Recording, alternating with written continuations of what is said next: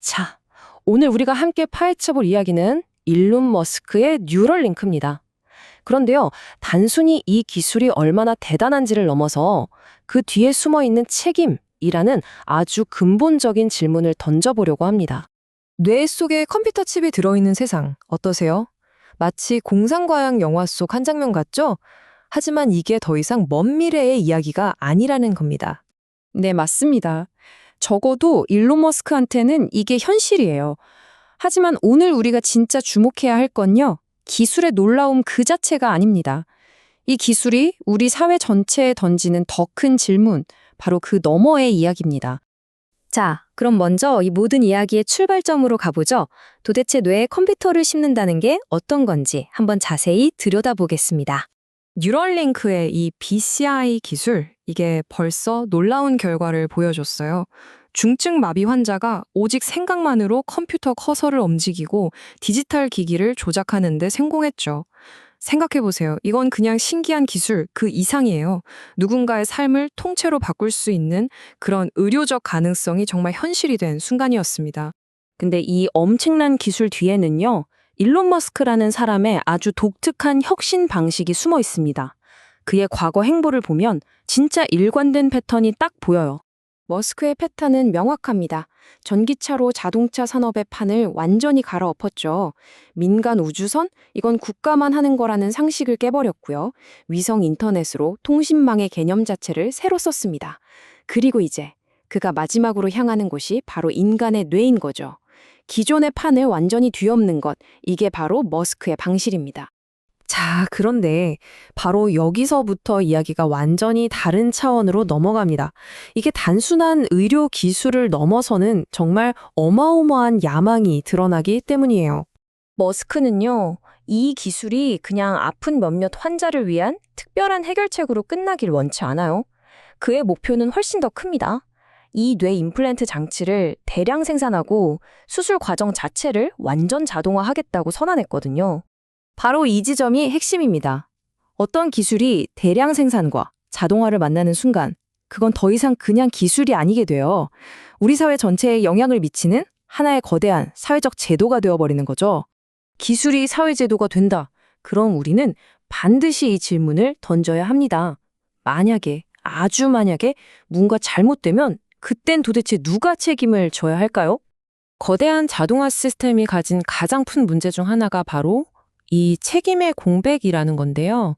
뭐냐면 모든 게 자동으로 돌아가다 보니까 정작 문제가 터졌을 때 이건 당신 잘못이야 라고 딱 짚어내기가 너무 어려워진다는 거예요. 이걸 이해하기 좋은 예가 항공산업에 있어요. 자동화 시스템이 막 도입되고 사고가 났을 때를 한번 떠올려 보세요. 기술적인 원인, 이 부품이 문제였습니다 하는 건 금방 밝혀졌어요. 근데 그걸로는 부족했죠. 사람들은 계속 물었어요. 그래서 누가 책임질 건데? 이 질문에 대한 명확한 답이 나오기 전까지는요, 대중의 신뢰는 결코 돌아오지 않았습니다. 그러니까 핵심은 이거예요. 사람들의 신뢰는 기술적으로 완벽하게 설명했습니다. 이걸로 돌아오지 않는다는 겁니다. 문제가 생겼을 때 누가 어떻게 책임질 것인지 그 구조가 투명하게 보일 때 바로 그때 신뢰가 회복되는 거죠. 여기서 우리는 기술 발전을 두고 벌어지는 두 가지 다른 철학 혹은 접근법을 보게 됩니다. 바로 속도를 택할 것이냐 아니면 신뢰를 먼저 쌓을 것이냐의 문제죠. 보통 유전자 편집 기술처럼 우리 삶에 직접적인 영향을 주는 기술들은요, 굉장히 오랜 시간 사회적 합의를 거치면서 조심스럽게 한 단계씩 나아갔어요. 신뢰를 쌓는 게 우선이었으니까요. 시간이 좀 걸리더라도요. 하지만 머스크의 방식은 정반대죠. 기술이 먼저 빵 하고 터져서 길을 만들면 사회가 그 속도에 맞춰서 알아서 따라와야 한다는 식이에요. 물론 이렇게 빠른 속도가 혁신을 이끌어온 건 사실이에요. 하지만 동시에 아주 뼈아픈 질문을 던지게 되죠. 사회가 아직 책임질 준비가 안 된 상태에서 그 시스템이 만들어내는 위험, 그 위험은 대체 누가 감당해야 하는 걸까요? 결국 이 모든 이야기는 진정한 기업가 정신이란 무엇인가? 라는 근본적인 질문으로 돌아가게 됩니다. 이 문제를 뉴럴링크 기술 찬성하냐 반대하냐 이렇게 단순하게 보면 안 돼요. 핵심은 그게 아닙니다. 진짜 중요한 질문은 이거예요. 이 엄청난 기술이 혹시라도 실패했을 때 그 결과까지도 내 이름 석자 걸고 책임질 준비가 되어 있는가? 바로 이겁니다. 자동화된 수술이 성공하면 뭐 기술 덕분이라고 할 수 있겠죠. 하지만 만에 하나 문제가 생겼을 때, 그건 알고리즘의 판단이었습니다. 라고 말하는 건 이건 기업가의 언어가 아니라는 거죠. 그리고 결국 이 오래된 말이 모든 걸 설명해 줍니다. 권한이 있는 곳에 책임이 따른다. 기술이 우리에게 전에 없던 막강한 권한을 준다면 그 책임 역시 더 무겁고 분명하게 한 곳으로 모여야 한다는 겁니다. 그렇지 않으면 이 혁신은 진보가 아니라 그냥 위험한 도박으로 기억될지도 몰라요. 뇌에 컴퓨터를 심는 세상. 이제 정말 코앞까지 다가왔습니다. 과연 미래의 우리는 이 순간을 인류의 위대한 도약으로 기억하게 될까요?